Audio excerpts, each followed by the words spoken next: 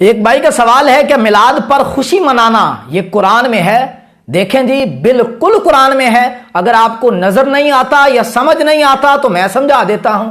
अल्लाह रब्बुल इज्जत कुरान पाक में सूरह यूनुस में इरशाद फरमाता है, कुल बिफज़लिल्लाहि व बिरहमतिही फबिज़ालिका फलयफ़रहू। क्या हबीब मुकर्रम सल्लल्लाहु तआला अलैहि वसल्लम, आप मुसलमानों को बताएं कि जब अल्लाह का फजल और उसकी रहमत पाएं तो खुशियां मनाएं।